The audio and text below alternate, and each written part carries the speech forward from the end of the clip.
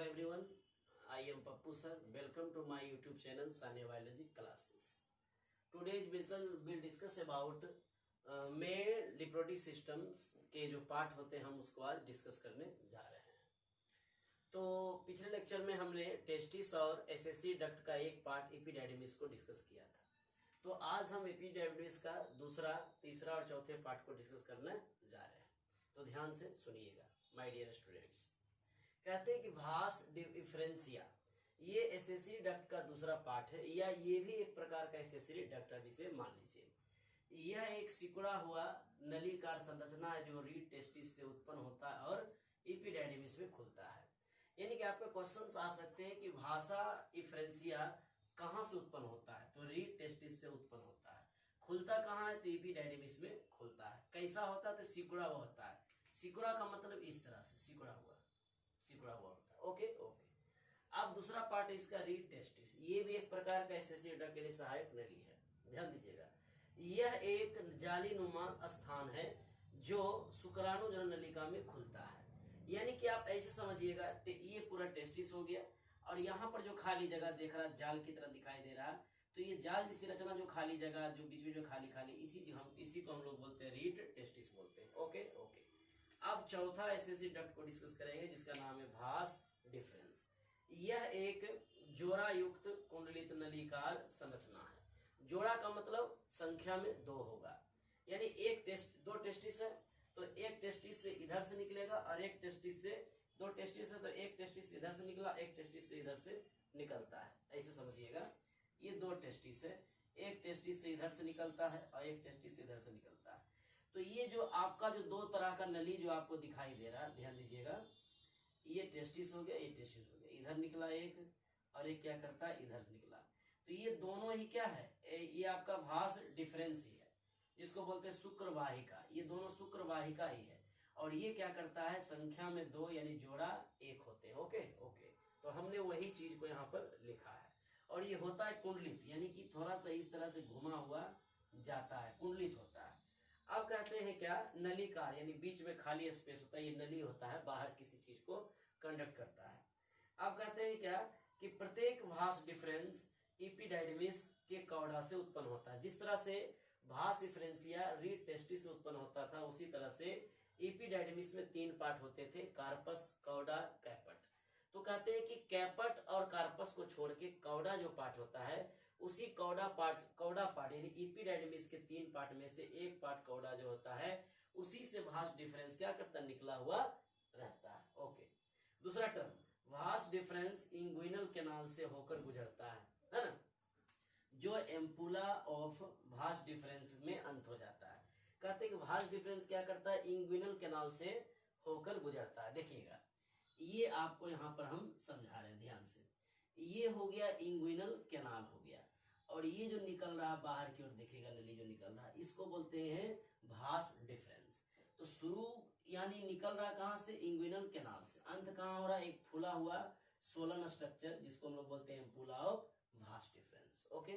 तो हमने वही टर्म को लिखा कि भास डिफरेंस इंग्विनल कैनाल से होकर गुजरता है, जो एम्पुला ऑफ भास डिफरेंस में अंत हो जाता है। तो यहाँ से क्वेश्चन अराइज हो सकते हैं कि भास डिफरेंस शरीर के किस पार्ट से गुजरता है, तो इंग्विनल कैनाल से, और जुड़ता कहाँ है, तो एम्पुला ऑफ भास डिफरेंस में जुड़ता है। ओके।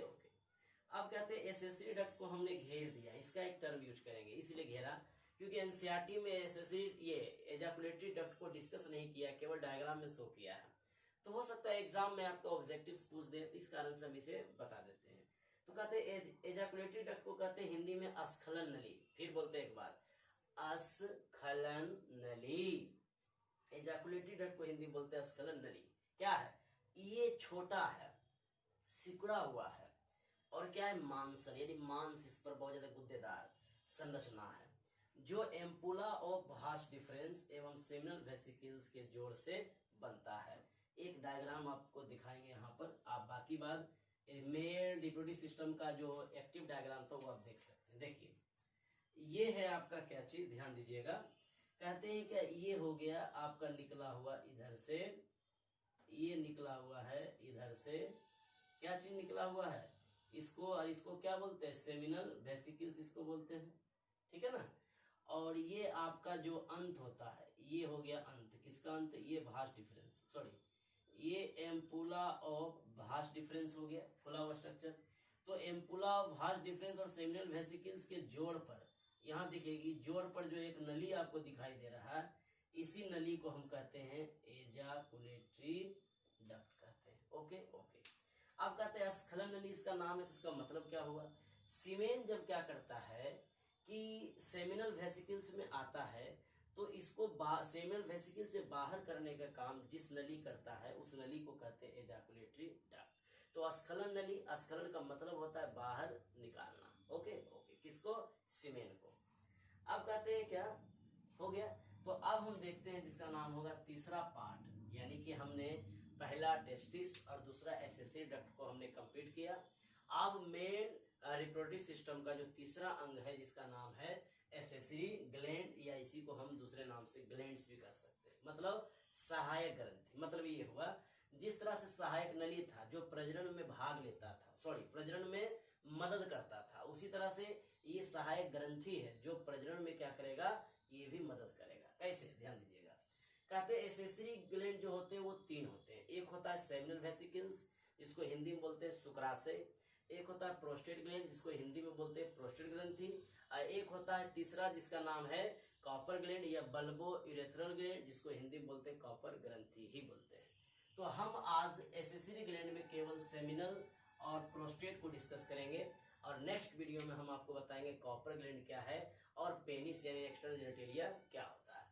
तो फिलहाल आज हम केवल सेमिनल वेसिकल्स और प्रोस्टेट ग्लैंड को हम देखेंगे, और इससे पहले हमने भास डिफरेंस, रीड टेस्टिस, भास डिफरेंस या एजाकुलेटरी को डिस्कस किया है। तो आपका पूरा फोकस हमारी तरफ, हमारी बातों के ऊपर होना चाहिए, और वीडियो को ध्यान से देखिए, नहीं समझ में आए फिर से उसको पॉज कर लीजिए और उसको रिपीट करके देखिए। तो कहते हैं एसेसरी ग्लैंड पर आज डिस्कस करेंगे अच्छी तरह से।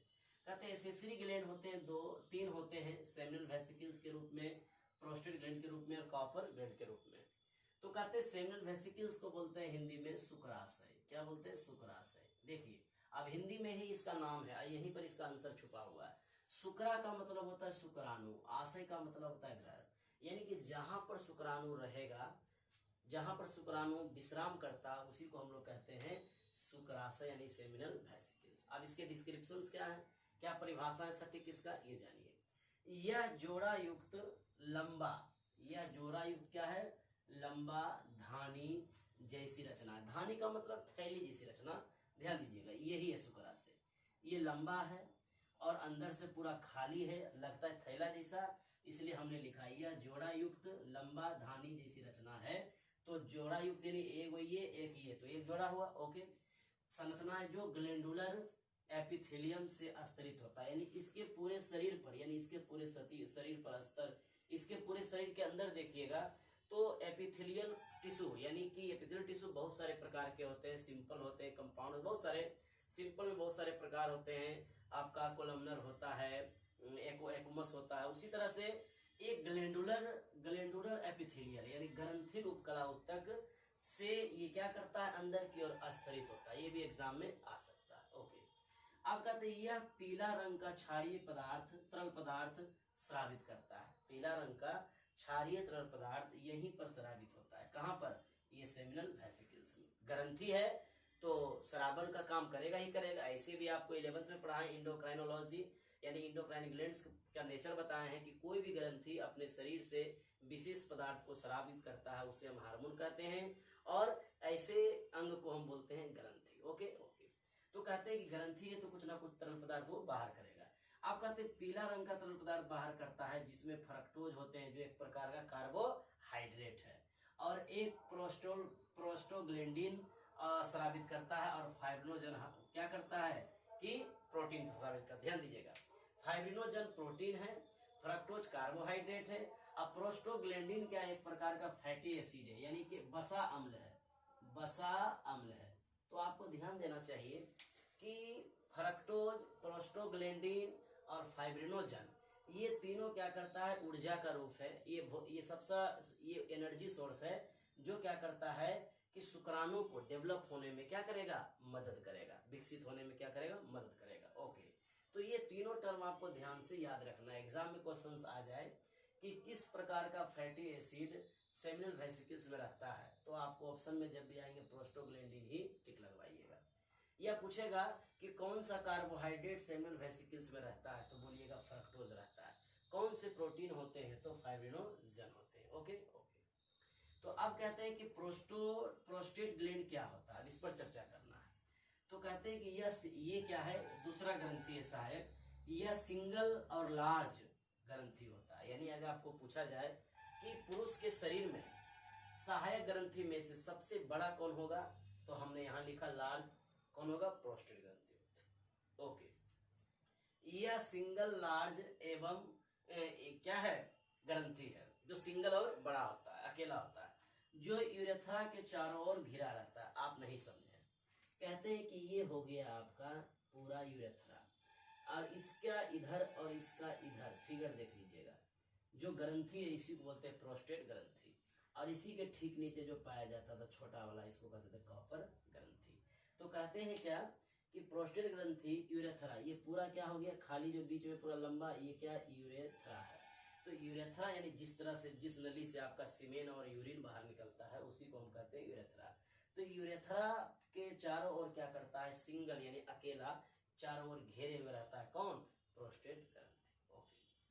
अब कहते हैं कि और यूरिनरी ब्लैडर के नेक के नीचे रहता है। अगर आपसे पूछेगा कि यूरेथ्रा पर कहाँ होगा, यूरेथ्रा पर जो है इसका सटीक स्थिति की पोजीशन कहाँ है प्रोस्टेट ग्लैंड का, तो बोलिएगा क्या, कि यूरिनरी ब्लैडर जहाँ पर पेशाब जमा होता है, मूत्राशय, हिंदी आप समझिएगा, मूत्राशय जहाँ पर पेशाब जमा होता है, मूत्र जमा होता है, उसके सबसे नीचे वाला भाग जो नेक होता है ना, उस नेक के नीचे से जुड़ा रहता है प्रोस्टेट ग्लैंड। ये ध्यान दीजिएगा, जो भी टर्म लिख रहे हैं कॉपी में अच्छी तरह सुधारिएगा। कहते हैं क्या कि यह पतला, ये भी ग्रंथि, तो ये भी कुछ ना कुछ निकालेगा, जैसे वो आपका सेमिनल वेसिकल्स निकाला। तो यह पतला मिल्की यानी दूधिया रंग का क्षारीय पदार्थ स्रावित करता है, जिसमें साइट्रेट आयन, साइट्रेट मतलब जो आपके नींबू वगैरह में देखते हैं ना, साइट्रिक एसिड वगैरह जो होता है, citrate ion, calcium, acid phosphate एवं फाइब्रोलाइसिन होता है।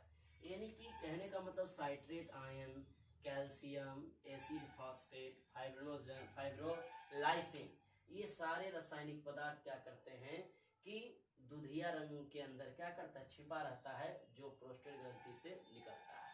अब इसका काम क्या है, ये क्या करता है कि शुक्राणु को ताकत देता है, एनर्जी देता है। ओके ओके, इसलिए हमने लिखा यह स्पर्म को एक्टिव यानी कि सक्रिय करने का काम करता है। समझ में आ गया। तो आज हम इस लेक्चर में आपको जितनी भी चीज बताएं वो सभी आप कॉपी में राइट डाउन करें और पाउच कर करके एक एक लाइन को लार्ज करके देखें, स्क्रीन को बड़ा करके देखें, और नेक्स्ट डे हम आपको एक नए वीडियो के साथ प्रस्तुत होंगे। फिलहाल आज इतना ही। Thank you and watching for my channel.